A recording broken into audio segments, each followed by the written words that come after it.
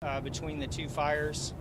So obviously this is a tragic event that took place, but one of the things that we want to talk about is how it is possible, unfortunately, for that to happen here in Bexar County. And so today we have the large majority of the emergency service districts that provide service to over 500,000 residents in Bexar County. You have Bexar County ESD 2, Bexar County ESD 3, Bexar County ESD 4, Bexar County ESD 5, Bexar County ESD 6, 7, 8, 10, 11, and 12 are all represented here today with personnel and their equipment, some of their equipment. And so after the briefing, you'll be able to go over and talk to those firefighters on those trucks and look at some of the equipment that they have on their apparatus. The two fires also destroyed over 15,000 homes in the Los Angeles County area. On the 21st of January, a second fire broke out that is up to 10,000 acres burned and is, I believe, at about 10 or 15% contained today. So they're still in a battle out there. The original two fires are getting close to containment. They have 70% and 95% containment on the two fires respectively.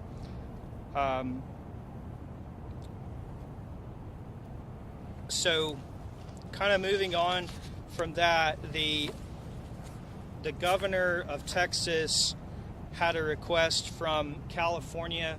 It's called an EMAC, an Emergency Assistance Compact. That's state to state. So California reached out to Texas and said, hey, we need help with these fires. Can you guys help? So the governor rallied some almost 150 firefighters and equipment and deployed them to California. And some of the departments here today currently have firefighters in California fighting those fires. Bexar County ESD number 2, Bexar County ESD number 3, and number 8 all have firefighters in California. Some of the firefighters that are here today with us have been to California in years past for similar types of fires. So they'll be able to give you some firsthand knowledge of what that is like going over there and participating in that. So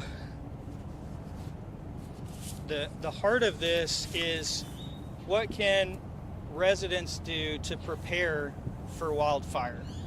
There's a lot of information available, and there's a lot of things that a homeowner can do to prepare for wildfire and to what we call harden your home, to create defensible space around your home, and to have an emergency plan on what you would do in the event of a wildfire. So there's a document out there that's called Ready, Set, Go, and it lays out that process for the homeowner to, 1, prepare their home or their property for the wildfire, 2, to prepare a plan, and then 3, to get that plan in action and to get out when it's time to evacuate. So Ready, Set, Go, that's an easy thing to remember, and you can go to the website at Bexar County Emergency Service District Association. Our website is bcesda.org, and you can find all of this information. You can find current information on the California wildfires, and you can also find these documents on Ready, Set, Go and how you can prepare your home for a wildfire.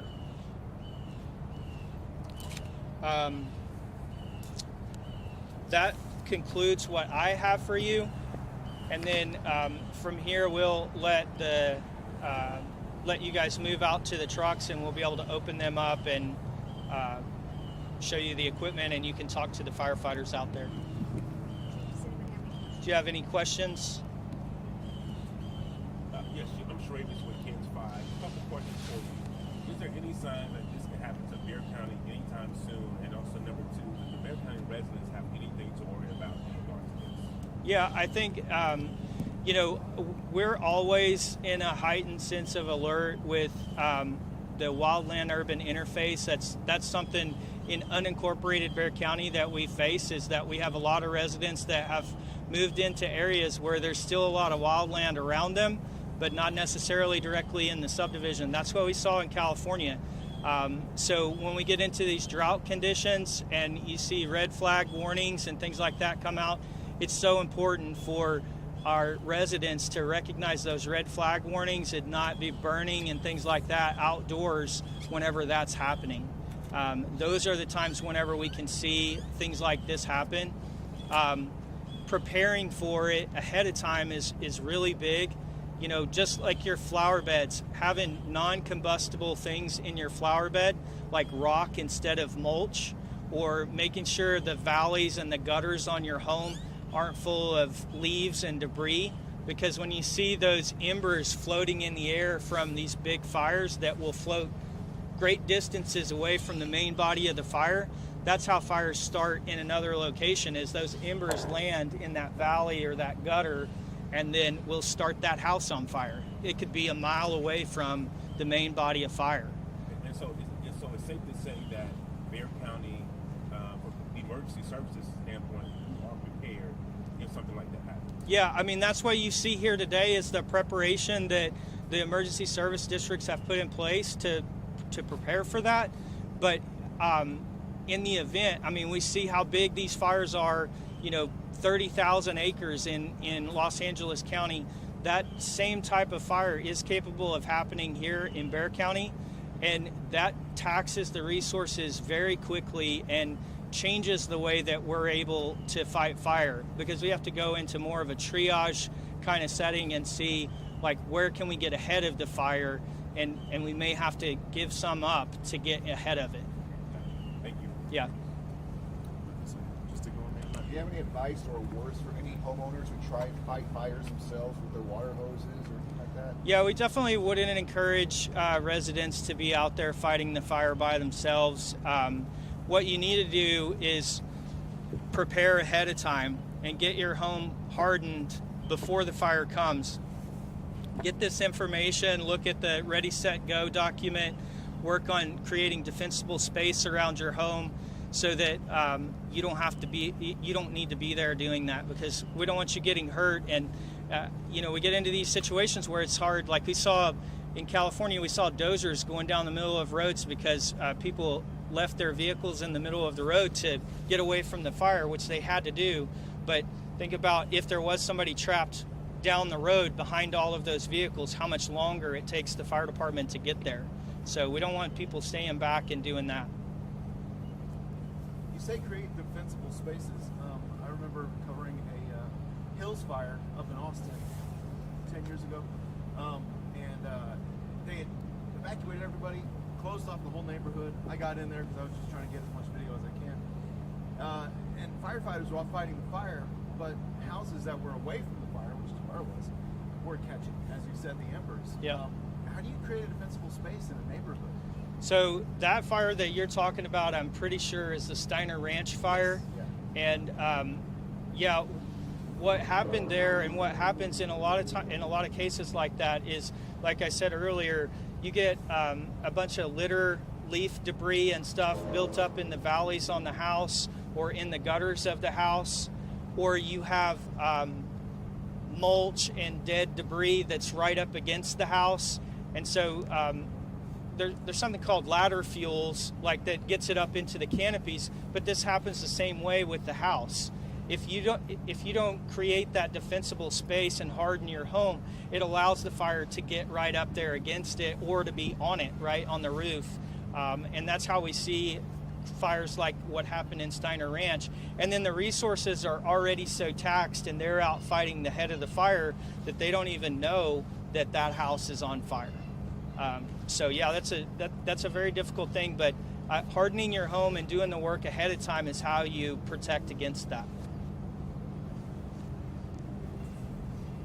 Any other questions? Okay. Head over to the truck. Yeah, if you guys will head out there to your trucks and open the doors and stuff. I'm on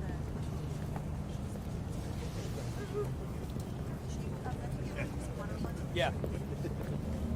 Actually, you can stay right there. Okay. Hey, Jeff. Podiums are nice, but we prefer more You intimate. want him in front of it?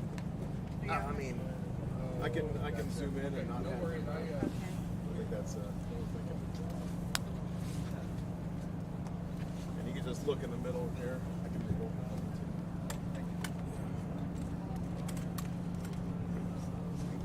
All right, boss, you up?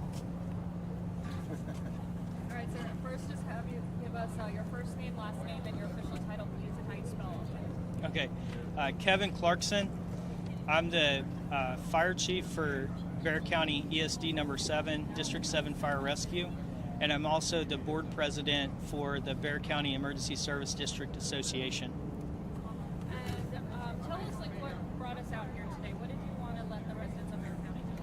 Yeah, I mean, what we want to talk about is the horrific events that took place in California, and we want the residents of Bexar County to recognize that that is an unfortunate possibility for us here at home, and we want them to use this time to prepare their homes in the event for the possibility of a wildfire, so that we can have a better outcome in the future if we do have that. And how can they prepare their homes? So we would send them to our website, bcesda.org, where they could find the Ready, Set, Go document. That talks through step by step how to begin to harden your home, create defensible space around your home, which means like getting flammable shrubs and things like that away from the connection point of your home. It also talks about using non-combustible material in your flower beds and things like that. And then it talks about creating a plan. What would you do in the event of a wildfire and you needed to evacuate? Where would you go? Who would you talk to? What would you do with your pets? All of those kinds of things. And then it talks about, okay, now the event has happened, it's here, it's time for you to evacuate. How do you get out of your house and go do and execute your plan? A lot of times, some people or residents might see this and be like, well, that's in California. That's too far away from us. I'm not going to take the time to prepare my home. How important is it for them to actually do that in case that it might? Yeah, it's super important, and we just talked about earlier about a fire that happened just up the road from us in the Austin area, the Steiner Ranch subdivision. Back, I believe it was like 2010 or 2011, this fire took place in Steiner Ranch. Very, very similar terrain to our area in northwest Bexar County. A lot of rolling hillsides and stuff. And I mean, really the only thing that's different is that we don't have the lake next to it. But the terrain is the same, and there was I believe there was 28 homes that burned to the ground in Steiner Ranch, unconnected, as the reporter said earlier, unconnected to the main body of fire. So it definitely can happen here. We're not trying to scare everybody to death, but it can happen here, and we want them to be concerned enough to take action ahead of time to prepare. And how likely can it happen? You mentioned the Steiner Ranch, that was 10 years ago, but now how likely can something like that? Well, I mean, the reason why we see gaps in times of it happening or not happening is because of the weather conditions, right? Whenever we get into a real serious drought, that greatly increases the possibilities for a fire like that to happen. So watching the weather is very important for the residents in knowing when and what those possibilities are. And we see those red flag warnings come out, and that's what I was saying earlier. Super important for residents to pay attention to red flag warnings, to not burn during those times in open flames outside.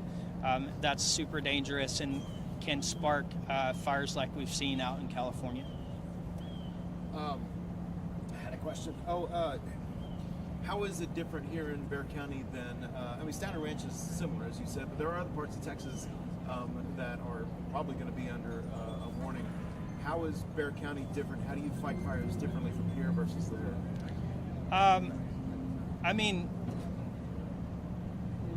we fight fires essentially the same way.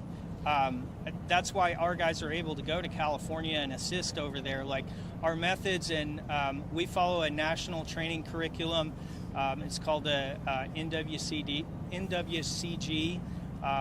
and the National Wildfire Coordinating Group sets out those training standards. So, and firefighters from California can come here and fight fire. That's why we do that, so that it is the same. But it does change with the terrain, right? So if we get up north and we get in flat plains and stuff like that, like the fire's going to move a lot faster because there's no hills to slow it down and those types of things. But it's also about what's burning, you know, the fine flashy fuel of grass and things like that versus it gets up into the trees and is burning in treetops and things. So, but essentially the fire's fought the same. And I got one more question. What have y'all been able to learn from different firefighter organizations in different parts of the state and or country? Yeah, that's a fantastic question. So we are all a part of a program here in Texas called the Texas Intrastate Fire Mutual Aid System. That's how we wound up, or the agencies that are there now, that's how they got to California, is we have this system called the Texas Intrastate Fire Mutual Aid System, or TIFMAS is how we refer to it.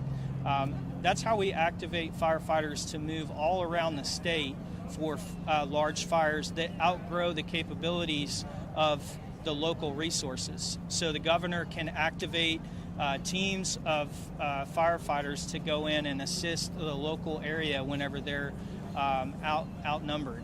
So through that, what also happens is, like, you know, a fire like that has happened in California is that can be, for a firefighter, that can be a once in a lifetime fire, right? Or a once in a career fire. But with our folks going out on these deployments and assisting in other areas around the state and around the country, what they get is they get a tremendous amount of experience that then, if we do happen to have that fire in my district, say at District 7 Fire Rescue, well, now our guys are better prepared to handle that fire because they've experienced things like that before. So that's the big help to the smaller agencies participating in this, is they get out and get that experience and bring it back home, where hopefully they never need it, but they have it if they do. I got one more question. I lied. One more. It's loaded. You don't have to answer it if you don't want to. What are the chances that we'll see a fire like California here in Texas? I mean, I couldn't put odds on something like that, but honestly, like, I think we have seen it already. I mean, we saw it in Bastrop. In 2010, we saw it in Possum Kingdom, and we're always on the edge of something like that happening. But I mean, I don't know when the next one will be.